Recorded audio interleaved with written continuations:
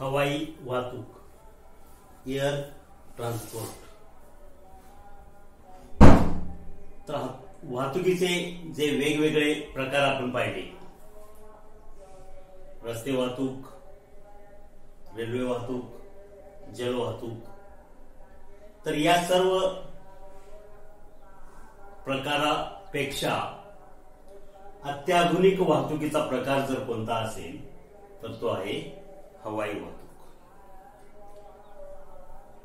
अत्याधुनिक, अद्ययावत आणि जलद वाहतूक प्रकार म्हणून या वाहतुकीकडे पाहिलं जातं. एखाद्या व्यक्तीला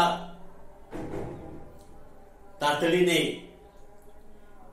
अगदी कमी वेळेत एखाद्या ठिकाणी पोहोचायचं असेल तर हवाई वाहतुकीचा वापर केला जातो. किंवा ज्यांच्याकडे वेळ अगदी कमी आहे असे लोक, विशेषतः राजकीय लोक, अभिनेते, यांच्याकडे वेळ अगदी कमी असून त्यांना लवकरात लवकर एका ठिकाणून दुसऱ्या ठिकाणी पोहोचायचं असतं, यासाठी ते हवाई वाहतुकीचा म्हणजेच विमानाने प्रवास करतात किंवा हेलिकॉप्टरने प्रवास करतात. देशांतर्गत आणि आंतरराष्ट्रीय प्रवासासाठी देखील ही वाहतूक उपयुक्त आहे. देशातल्या देशामध्ये समजा मुंबईवरून दिल्लीला लवकरात लवकर पोहोचायचं आहे तर तुम्ही त्या ठिकाणी विमानाने जे काही टायमिंग असेल त्या वेळेमध्ये तिकीट बुक करून लवकरात लवकर कमी वेळेमध्ये अगदी पोहोचू शकता. तर अशा पद्धतीनं वेगवान वाहतूक, वेळेची बचत होण्यासाठी या वाहतुकीचा वापर केला जातो. वेगवान हवाई वाहतुकीमुळे जगात कुठेही लवकरात लवकर पोहोचणे शक्य झालंय. त्यामुळं ज्यांना विविध देशांमध्ये पर्यटन करण्याची किंवा विविध देश पाहून तिथली भौगोलिक स्थिती पाहण्याची इच्छा आहे, अशा लोकांसाठी अतिशय उपयुक्त अशा पद्धतीचे हे साधन झालेलं आहे. कमीत कमी वेळेत तुम्ही अनेक देश फिरून तिथली भौगोलिक स्थिती असेल, पर्यटन असेल, ऐतिहासिक ज्या काही गोष्टी आहेत ह्या सगळ्या त्या ठिकाणी जाऊन तुम्ही पाहू शकता. त्यामुळे जग अगदी जवळ आलं आहे असं या वाहतुकीमुळे आता सध्या वाटू लागलेलं आहे. हवाई वाहतुकीसाठी विमान, हेलिकॉप्टर्स या वाहतुकीच्या साधनांचा वापर करतो. हेलिकॉप्टर्स हे ज्याच्यामध्ये कमी क्षमता आहे, प्रवासी कमी प्रवास करू शकतात आणि देशांतर्गत वाहतुकीसाठी हेलिकॉप्टर्स वापरले जातात. त्याचबरोबर मोठमोठी देशातली जी शहरं आहेत, पुणे मुंबई, मुंबई दिल्ली, मुंबई बेंगलोर, पुणे बेंगलोर, अशी ही जी शहरं आहेत ही देखील या हवाई वाहतुकीने जोडलेली आहेत आणि त्यांचं ठराविक वेळेमध्ये त्या ठिकाणी, जसं आपलं रेल्वेचं टायमिंग असतं, एसटीचं टायमिंग असतं, तशा पद्धतीचं वेळापत्रकानुसार या विमानांचं उड्डाण होतं, अरायव्हल आणि डिपॅचर होतं आणि त्याच्यानुसार त्या ठिकाणी काय केलेलं असतं, तिकीट बुक करून आपण प्रवास देशांतर्गत देखील करू शकतो. प्रवासी आणि मौल्यवान वस्तू ज्या आहेत यांच्या वाहतुकीसाठी अत्यंत उपयुक्त साधन आहे. विशेषतः परदेशामधून मौल्यवान वस्तू आणायच्या असतील तर उदाहरणार्थ समजा सोने किंवा प्लॅटिनम असे मौल्यवान वस्तू आणायचे असतील तर त्यांच्यासाठी ही वाहतूक अतिशय उपयुक्त अशी समजली जाते. जे प्रवासी आणि मौल्यवान वस्तूंच्या वाहतुकीसाठी आणि आंतरराष्ट्रीय वाहतुकीसाठी जास्तीत जास्त या वाहतूक प्रकाराचा उपयोग केला जातो. देशांतर्गत व आंतरराष्ट्रीय वाहतूक ज्या लोकांना कमीत कमी वेळेमध्ये त्या ठिकाणी पोहोचायचं आहे त्यांच्यासाठी अतिशय उपयुक्त आहे.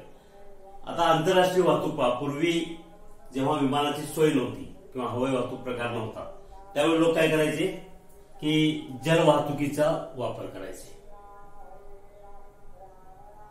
जहाजाने किंवा बोटीने प्रवास करत असत दुसऱ्या देशामध्ये जाण्यासाठी, परंतु त्याला कित्येक दिवस लागत असत, कालावधी निश्चित नसायचा. परंतु या ठिकाणी कालावधी निश्चित आहे, ठराविक तेवढ्या तासामध्ये पोहोचणार याची निश्चितता आहे या वाहतुकीमध्ये. आणि अपघाताचं प्रमाण जर पाहिलं तर अगदी कमी आहे. इतर वाहतुकीच्या प्रकारांपेक्षा अपघाताचं प्रमाण कमी आहे, त्यामुळे ही वाहतूक सुरक्षित समजली जाते. परंतु एखादा अपघात झाला तर मात्र मोठ्या प्रमाणात त्या ठिकाणी जीवित आणि वित्तहानी होऊ शकते.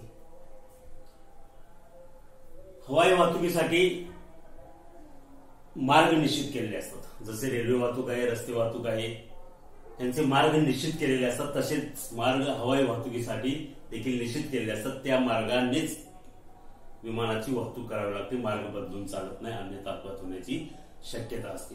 तर या अशा पद्धतीनं हवाई वाहतुकीचे मार्ग निश्चित केलेले असतात आणि ते मार्ग जवळजवळ सर्व देशांना जोडलेले असतात. म्हणजे समजा आता भारतामधून मलेशियाला जायचंय, भारतामधून ऑस्ट्रेलियाला जायचंय, भारतामधून जर्मनीला जायचंय, जपानला जायचंय, तर यांचे मार्ग ठरलेले असतात. त्या मार्गानेच ती वाहतूक होत असते.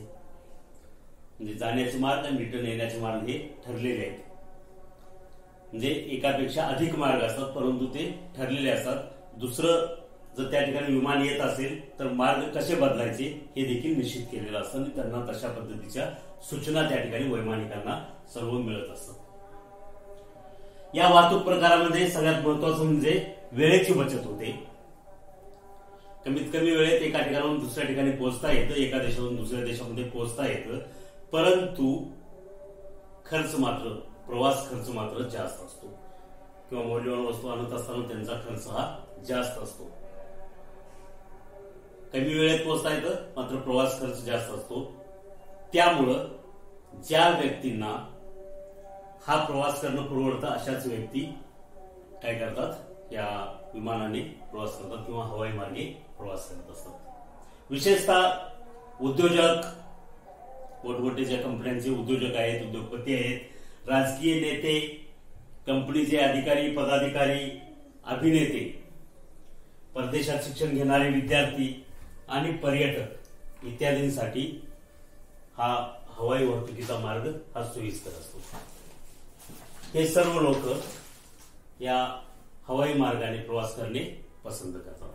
तर अशा पद्धतीने या ठिकाणी ही हवाई वाहतूक ही वेळेची बचत होण्यासाठी आणि कमीत कमी वेळेमध्ये त्या ठिकाणी एखाद्या ठिकाणी पोहोचण्यासाठी सर्रास वापरली जाणारा प्रकार आहे आणि विशेषतः आंतरराष्ट्रीय प्रवासामध्ये ही वापरली जाते. दुसऱ्या देशामध्ये प्रवास करण्यासाठी जास्त वापरली जाते. देशांतर्गत देखील वापरली जाते, परंतु फक्त ही देशांतर्गत जी आहे ही मोठमोठे राजकीय नेते किंवा कंपनीचे पदाधिकारी जे आहेत त्यांना मीटिंग अर्जंट अटेंड करायची असे लोक वापरतात, काही हौशी लोक वापरतात. परंतु परदेशात मात्र सर्रास या आंतरराष्ट्रीय वाहतुकीसाठी हवाई वाहतुकीचाच वापर केला जातो.